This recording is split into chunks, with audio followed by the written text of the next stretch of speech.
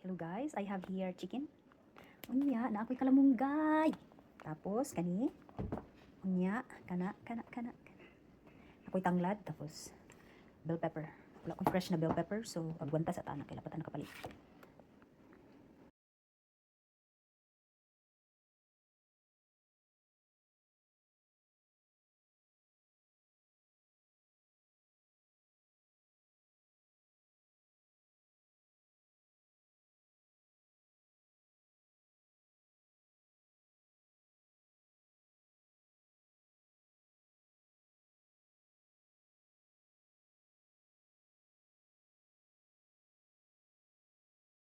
Hello guys, nakapalit ko kalamunggay. So, pwede na ako magluto kung tinulang manok na naay kalamunggay.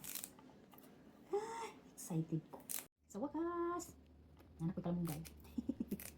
Before kay kung nakakita ko ng kalamunggay dito sa Asian store, mubalik dito ko dito kay para makapalit ko ito.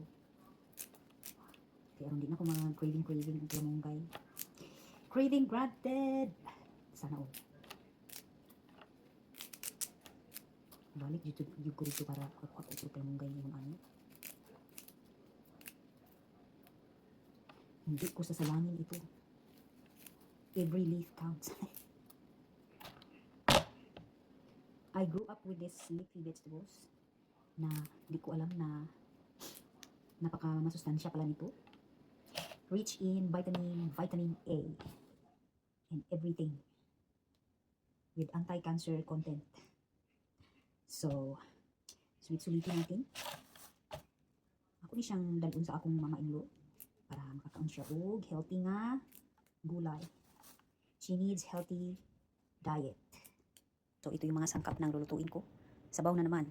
So, may garlic tayo, ginger, grilled na bell pepper, tapos spring onion, lemongrass, tapos onion, and then papaya fruit, green, and then the taro root, and the sweet potato that is color yellow, and then the chicken, the main ingredients, and the healthy leaves, the malunggay leaves.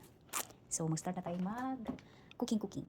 Idadaan ko siya sa gisa para mas malasa kasi hindi naman lechon manok yung gagamitin ko. Fresh na chicken yung gagamitin natin. So, need to saute the spices.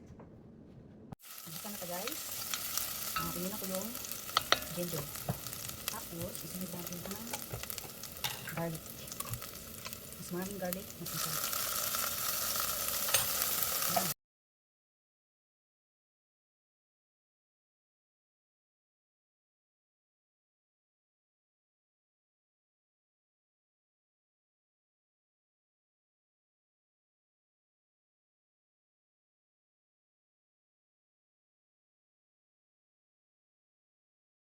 Tingnan natin na ininit na tubig akong lubutang daan. Init ko ang tubig para dali rin. Ayan, ganda na oh. Tingnan natin ang sabaw. Ayan, ang sabaw. Diba? Tinulang manok, English version. Pero ang ingredients ang is na ang original na papaya o ang kalamunggay. Ito na ang mga matitigas na sangkap. Ito na ang mga matitigas na sangkap guys. So, ilagay na natin malunggay.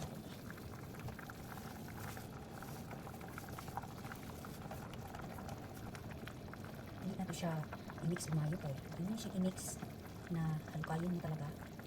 Papait. Papait ang kalamunggay. Ito na ang finished product. Tadaan! So, patayin na natin ang apoy. So, luto na ang atong tinulang manok with malunggay. Tignan natin guys. My goodness. Achieve ang lasa na tinulang manok.